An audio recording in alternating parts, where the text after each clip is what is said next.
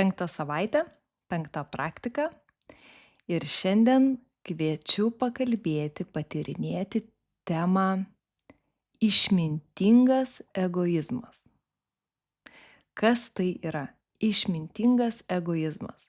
Šitas terminas yra naudojamas Dalai Lamos, bet dabar pažiūrėkim truputį iš kitos pusės. Viskas gyvenime, ką darom, mes apgaunam save, jeigu sakom, kad aš tiesiog noriu, kad pasisektų mano, pavyzdžiui, vaikui arba artimam žmogui. Aš tiesiog noriu visko, kas jam yra geriausia. Ir tai tikrai, tai visiškai ne apie mane, tai tik apie vaiką. Bet tada su tokiom mamom nueinam giliau. Jeigu vaikui nesisektų, tarkim, taip kaip jos linki, kaip jos viduj jaustųsi. Labai pergyvenčiau dėl vaiko. Ir koks tenais jausmas. Ir kaip tyčia visada kažkur išlenda kaltės jausmas, kad aš kaip mama tada nepakankamai padariau. Tai iš esmės, jeigu vaikui nesiseka, realiai čia ne tiek apie vaiką, taip vaikas yra svarbu, bet pirmiausia, aš sau neatleisiu. Tai yra, aš patirsiu viduje nefainą jausmą.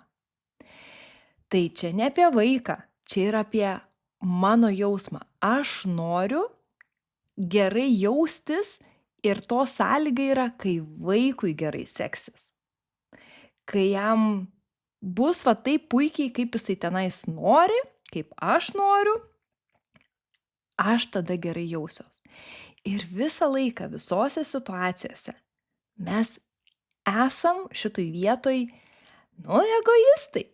Galvojam apie savo gerovę. Kartais to net neįvardinam, tai būna giliai paslėpta net nuo mūsų pačių, bet iš tikrųjų viską gyvenime, ką darom, dėl to, kad mums yra gera arba negera. Nenoriu patirti, nenoriu, pavyzdžiui, būti šalia žmogaus, kuris kenčia.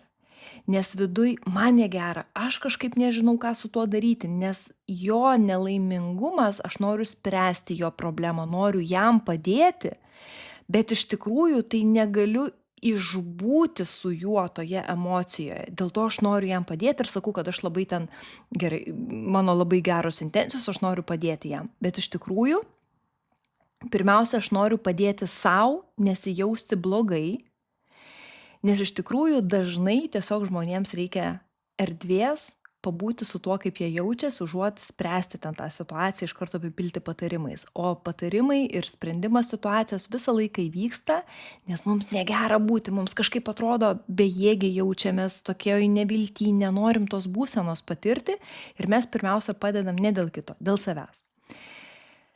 Tai labai faina šitą dalyką yra pastebėti, kad kai noriu, kad kitam sektųsi, kad kitas būtų sveikas, kad mano aplinkoj visi būtų laimingi, tai pirmiausia, aš noriu gerai jaustis.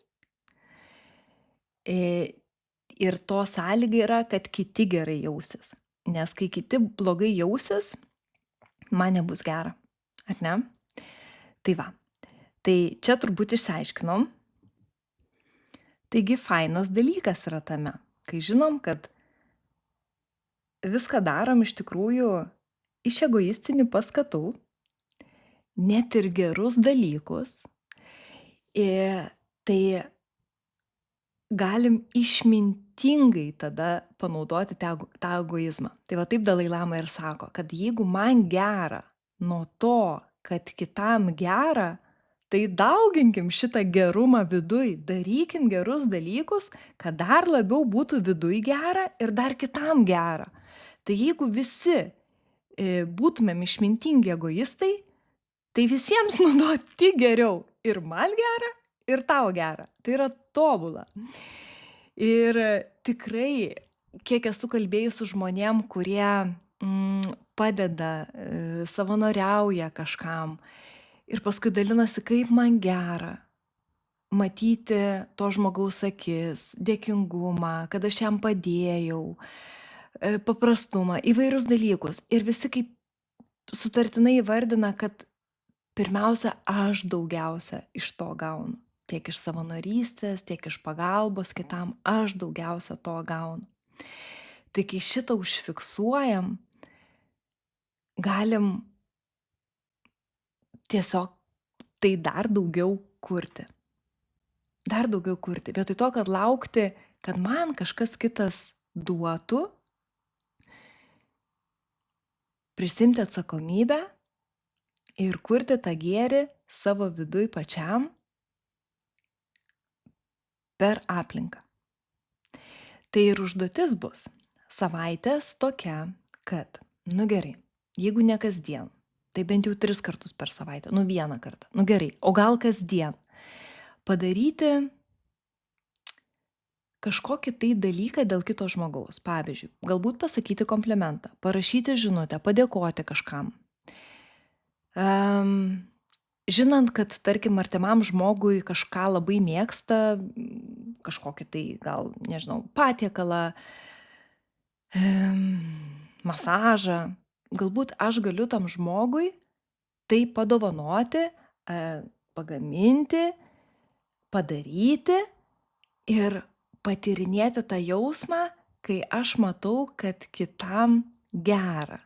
Kas vyksta mano kūne, kai aš matau, kad kitas gavo dovaną, ten ją pakuoja arba tą tokį netikėtą gerumą patyrė, padėką gavo, kažkokį tai komplimentą, kas vyksta jo veide ir kaip mano kūnas tada reaguoja, kas vyksta krūtinėj, pilve, kai aš matau tokią žmogaus emociją.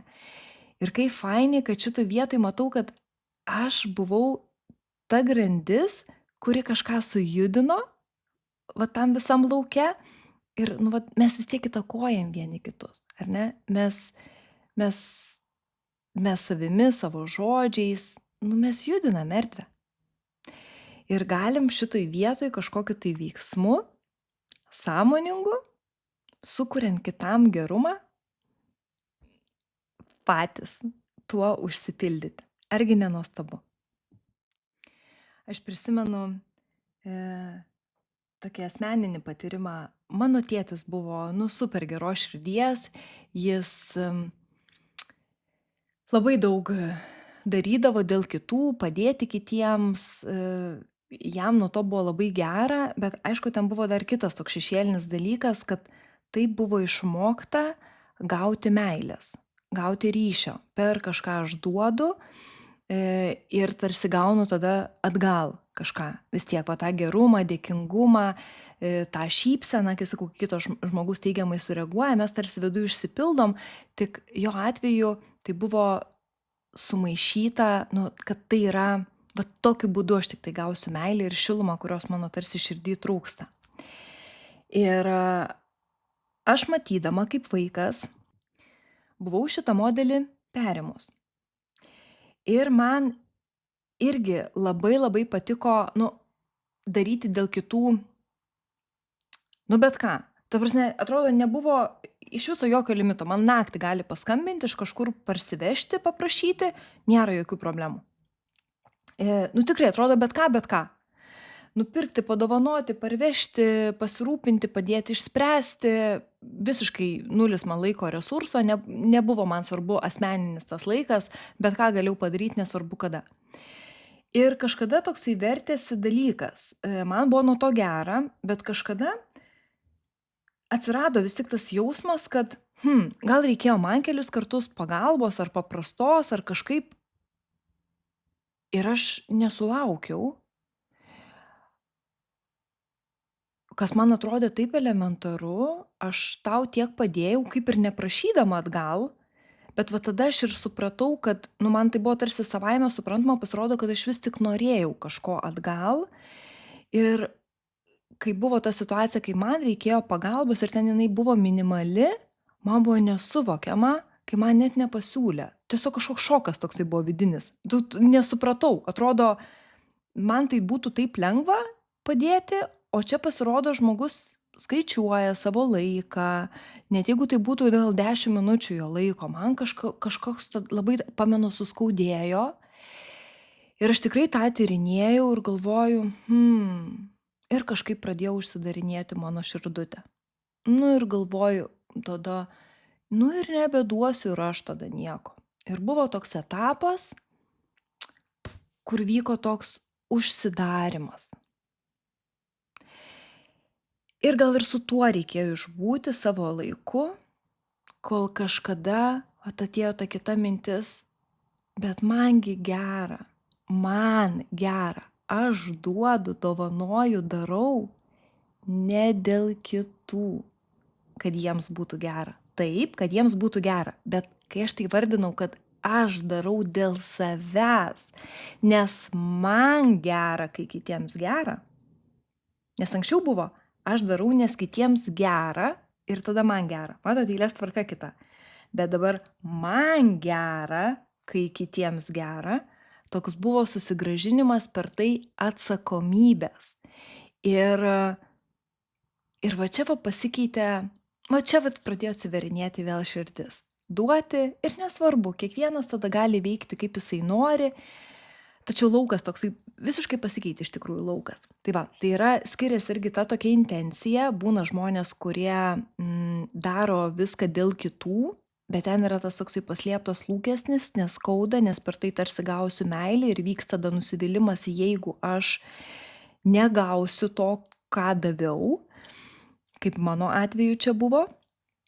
Ir čia yra ženklas, kad vis tiek ten buvo sumaišyta truputį intencija. Bet kai mes taip susigrąžinam tą, kad aš galiu kurti viduj šitą jausmą ir darau valgyti kitiems, nuperku dovaną, noriu nustebinti, pasiūlyti kažką, apkabinti, pradžiuginti žinutę, pirmiausia, aš tai darau dėl savęs.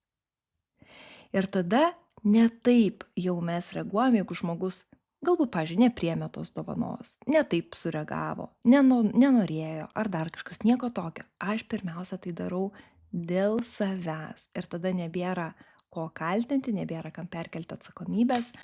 Tai tas išmintingas egoizmas, man labai patinka šita savoka ir labai norėjau šiandien dienai padovanoti šitą praktiką, šitą suvokimą, šitą patyrimą, nes man jis yra reikšmingas kasdienoj. Tai linkėjimai, vėlgi kviečiu pasidalinti, kaip jums sekasi, gal kyla kažkokios tai mintis, parašyti ar asmeninę žinutę per Facebooką, ar elektroniniu laišku ateikietai save.lt. Tai labai lauksiu, dalinkitės praktikom su savo draugais, su savo pažįstamais. Jos tikrai gali rasti savo vietą širdį. Ir iki.